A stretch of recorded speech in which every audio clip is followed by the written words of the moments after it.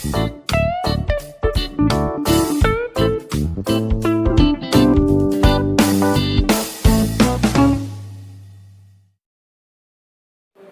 Friends, మనం previous వీడియోలో reports ఎలా జనరేట్ చేయాలో కోహాలో ఫస్ట్ పార్ట్ నేర్చుకున్నాం. దాంట్లో ఫ్రమ్ ఎస్క్యూఎల్ క్వైరీ ద్వారా మనం డేటాబేస్ నుంచి రిపోర్ట్స్ ఎలా తయారు చేయాలో తెలుసుకున్నాం. అలాగే స్టాటిస్టికల్ విజార్డ్ టోటల్ దాంట్లో రిపోర్ట్స్ ఎలా చేయాలో తెలుసుకుందాం. ఈ వీడియోలో గైడెడ్ రిపోర్ట్స్ ఎలా తయారు చేయాలనేది ఈ వీడియోలో తెలుసుకున్నాం సెకండ్ పార్ట్లో. ఫస్ట్ దాంట్లో రిపోర్ట్స్ ఫ్రమ్ ఎస్క్యూఎల్ క్వైరీ, అలాగే స్టాటిస్టిక్స్ విజార్డ్ నుంచి రిపోర్ట్స్ ఎలా చేస్తారు, ఆ రెండు సంబంధించిన రిపోర్ట్స్ ఫస్ట్ పార్ట్లో చూసాము. ఈ పార్ట్లో మనం గైడెడ్ రిపోర్ట్స్ అంటే బిగినర్స్ ఎలా చేస్తారు గైడెడ్ రిపోర్ట్స్, అలాగే దీంట్లో దాని గురించి డీటెయిల్గా ఈ వీడియోలో మనం తెలుసుకుందాం. ఇక్కడ రిపోర్ట్స్లో దీంట్లో గైడెడ్ రిపోర్ట్స్ చూద్దాం. దీంట్లో ఈ వీడియోలో ప్రీవియస్ వీడియోలో ఎస్క్యూఎల్ క్వైరీ రిపోర్ట్స్ చూసాము. దీంట్లో గైడెడ్ రిపోర్ట్స్ చూద్దాం. గైడెడ్ రిపోర్ట్స్ అవి బిగినర్స్కి ఈజీగా ఉంటుంది. మనకి ఇక్కడ గైడెడ్ రిపోర్ట్స్ మనం క్లిక్ చేస్తే దాని కింద గైడెడ్ రిపోర్ట్స్ అది క్లిక్ చేస్తే మనకి ఇక్కడ మనకి ఏ టైప్ ఆఫ్ చూజ్ చేస్తుంటుంది. మన క్యాటలాగ్ సెలెక్ట్ చేసాం. అలాగే రిపోర్ట్ పబ్లిక్కా లేకపోతే నోన్ అంటుంది. మనం ఎస్ అని పెట్టుకోవచ్చు కావాలంటే, లేకపోతే నో అని పెట్టుకోవచ్చు, ప్రాబ్లం లేదు. నెక్స్ట్ ఇవ్వండి, నెక్స్ట్కి వెళ్తాం. నెక్స్ట్ క్లిక్ చేసిన తర్వాత నెక్స్ట్ స్టెప్కి వెళ్తాం. ఈ రిపోర్ట్ మనకి ట్యాబులర్లా కావాలంటుంది. ట్యాబులర్ అంటే టేబుల్ ఫామ్లో కావాలా, ఎస్ అని ఇస్తాం అన్నమాట. అది కూడా నెక్స్ట్ మాట. ఎస్ అంటే అది సెలెక్ట్ చేస్తే ఎస్ అని నెక్స్ట్కి ఇస్తాం. సమ్మరీ అవన్నీ అవసరం లేదు.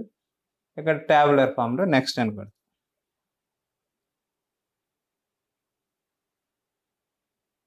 ఇప్పుడు ఇక్కడ మనకి ఐటమ్స్ సంబంధించిన మన బిబ్లియోగ్రాఫికల్ ఇన్ఫర్మేషన్ ఒక బుక్ కానీ ఏదైనా ఎంట్రీ చేసినప్పుడు దాంట్లో ఐటమ్ ఇన్ఫర్మేషన్లో కొన్ని ఎంట్రీ అవుతాయి. అలాగే ఐటమ్స్లో ఎన్ని రకాల ట్యాగ్స్ అన్నీ ఉంటుంది. అట్లా బిబ్లియో ఐటమ్స్లో కొన్ని రికార్డ్ అవుతాయి. అంటే ఆ టేబుల్స్ మాట, ఎస్క్యూఎల్ టేబుల్స్ అవి. నెక్స్ట్ బిబ్లియో. ఈ 3 టేబుల్స్లో ఒక ఐటమ్ సంబంధించిన ఇన్ఫర్మేషన్ అంతా, ఒక రికార్డు సంబంధించిన ఇన్ఫర్మేషన్ ఈ 3 ఉంటుంది అన్నమాట. 3 టేబుల్స్లో స్టోర్ అవుతుంది అన్నమాట మనం డేటా ఎంట్రీ చేసేప్పుడు. వీటిలో మనకు కావాల్సిన అనేది మనం సెలెక్ట్ చేసుకోవచ్చు. ఐటమ్ నెంబర్ కానీ మనం ఇక్కడ యాడ్ అంటే యువతలకి వస్తుంది అన్నమాట, రైట్ సైడ్కి వచ్చేస్తుంది అన్నమాట. మనం ఏది సెలెక్ట్ చేస్తామో అవన్నీ రైట్ సైడ్కి వస్తాయి అన్నమాట. బార్కోడ్ మనకు కావాల్సింది. ఇంకా ఏం కావాలంటే సోర్స్ ఆఫ్ ఇన్ఫర్మేషన్, అది కావాలంటే మనకు సోర్స్ సంబంధించి అది యాడ్ చేస్తున్నాము. అలాగే డేట్ అని చూసుకుంటాము, కావాలంటే డేటు. ప్లేస్, ప్రైస్ కావాలంటే ప్రైస్. ఇలాగ మనకి ఏ ఐటమ్స్ కావాలో అవన్నీ సెలెక్ట్ చేసుకుంటే అవి యాడ్ చేస్తే అవి రైట్ సైడ్కి వస్తుంది అన్నమాట. వాటికి సంబంధించిన రిపోర్ట్ మనకు అవుట్పుట్లో వస్తుంది అన్నమాట.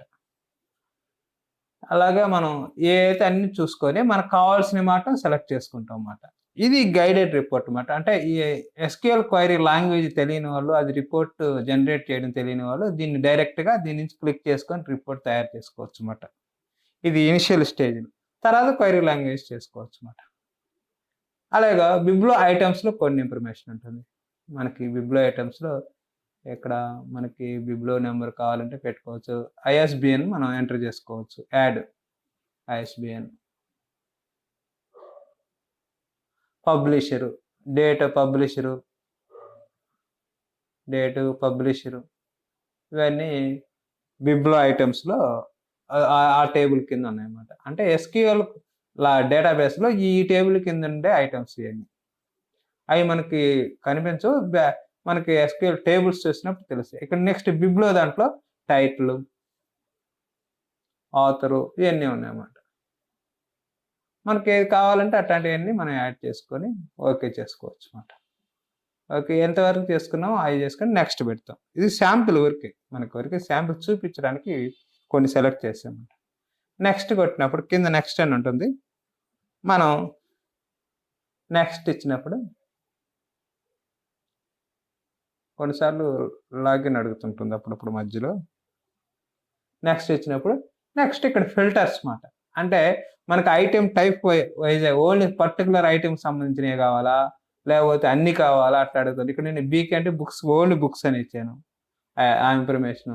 అట్లా రకరకాల ఫిల్టర్స్, బార్ కోడ్ ఎక్కడి నుంచి ఎక్కడి దాకా, లేకపోతే ఫ్రేమ్వర్క్ కోడ్, లేకపోతే ఏ లైబ్రరీ, ఇట్లాంటి రకరకాల ఫిల్టర్స్ ఉంటాయన్నమాట. ఆ ఫిల్టర్స్ నుంచి అన్ని సెలెక్ట్ చేసుకోవచ్చు, లేకపోతే ఓకే పెట్టేసుకోవచ్చు. నెక్స్ట్ అని పెడితే నెక్స్ట్ స్టెప్కి వస్తుంది అనమాట. ఈ స్టెప్లో వచ్చేసి అనమాట ఆ కాలమ్స్ అనమాట. అంటే సమ్ అంటుంది ఇక్కడ. సమ్ మనకు అవసరం లేదు. సమ్ అంటే టోటల్ ఎన్ని ఐటమ్స్ ఉన్నాయి అట్లా వస్తుంది అనమాట. మనకు సమ్ అవసరం లేదు అసలు. మనకు అందుకని దాన్ని అలాగే వదిలేస్తాం. సమ్ ఏం లేదు, మనకు టోటల్ సమ్ అని ఇస్తున్నాం.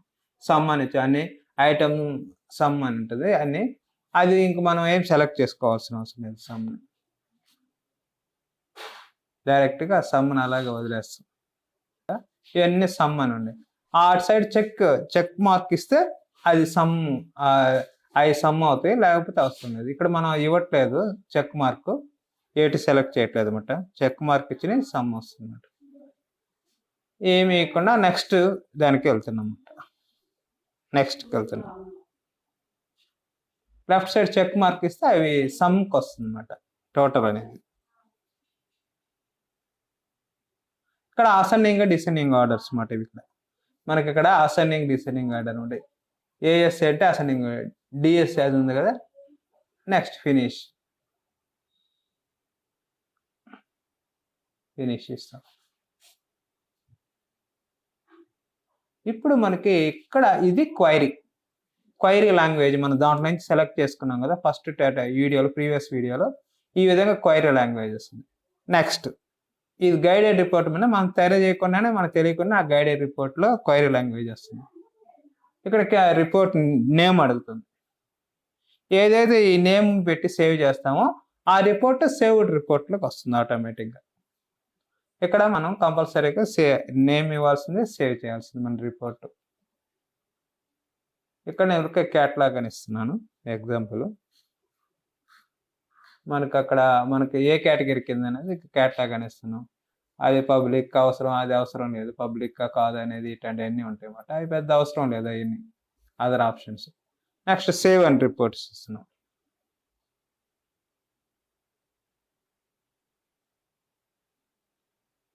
సేవ్ వచ్చినప్పుడు ఇక్కడ మనకి ఈ గ్రూప్లో వచ్చింది. ఇక్కడ క్వైరీ దీంట్లోకి సేవ్ అయింది అనమాట.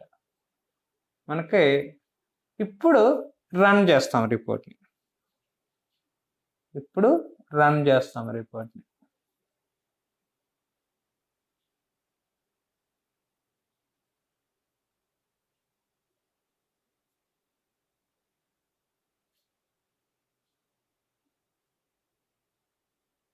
చూడండి ఇక్కడ మనకి కింద ఇదంతా లిస్ట్ అంతా వచ్చిందన్నమాట. ఈ విధంగా గైడెడ్ రిపోర్ట్ ద్వారా కూడా మనకి క్వైరీ లాంగ్వేజ్ ద్వారా కాకుండా ఇట్లా ఒక్కొక్కటి సెలెక్ట్ చేసుకొని ఆ స్టెప్స్ ద్వారా కూడా మనం ఇట్లా క్యాటలాగ్ రిపోర్ట్స్ తయారు చేసుకోవచ్చు. అన్ని రకాల రిపోర్ట్స్ మనం ఇలా తయారు చేసుకోవచ్చు. ఏది కావాలంటే ఆ రిపోర్ట్ తయారు చేసుకోవచ్చు. అది సర్క్యులేషన్ కావచ్చు, సీరియల్స్ కావచ్చు, క్యాటలాగ్ కావచ్చు, అక్విజిషన్ కావచ్చు. ఏ రిపోర్ట్ ఈ విధంగా కూడా రిపోర్ట్స్ మనం తయారు చేసుకోవచ్చు అన్నమాట. అక్కడ మళ్ళీ CSV ఫైల్ ఎక్స్పోర్ట్ చేసుకోవచ్చు. ఇక్కడ నుంచి కూడా యాజ్ ఇట్ ఈస్గా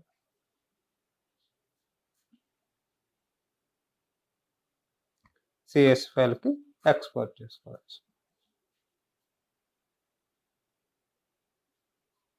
ఇక్కడ మనకి CSVలో LibreAfficeలో ఓపెన్ అవుతుంది అన్నమాట CSV ఫైల్.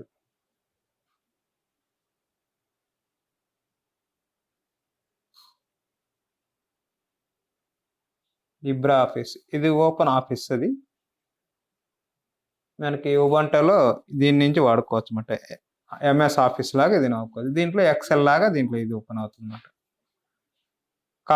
కాల్క్ అని ఉంటుంది. ఇది లిబ్రాలో కాల్క్ అంటే ఎక్సెల్ లాగా.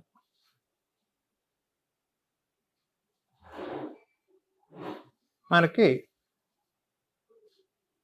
ఈ విధంగా లిస్ట్ అంతా మనకి వస్తుంది అన్నమాట.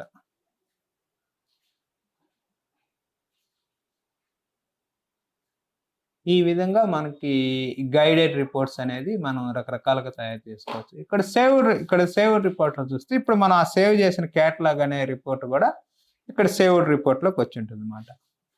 ఇక్కడ చూడండి కింద క్యాటలాగ్ అని ఉంది, అక్కడ క్యాటలాగ్ అని ఆ సేవ్డ్ రిపోర్ట్. అలాగా మనం ఎన్ని రిపోర్ట్స్ చేస్తాం అన్ని రిపోర్ట్స్ సేవ్ చేసినవన్నీ ఇక్కడ సేవ్డ్ రిపోర్ట్లోకి వస్తుంది. అలాగే నెక్స్ట్ నుంచి ఇంకా మనం ఆ వర్క్ అంతా చేయబడలేదు అనమాట. డైరెక్ట్ ఇక్కడ రన్ అంటే రిపోర్ట్ తయారవుతుంది అనమాట.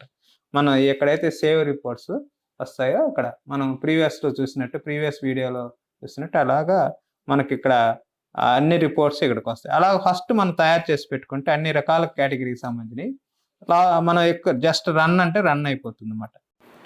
ఈ విధంగా మనం రిపోర్ట్స్ తయారు చేసుకోవచ్చు. Thank you.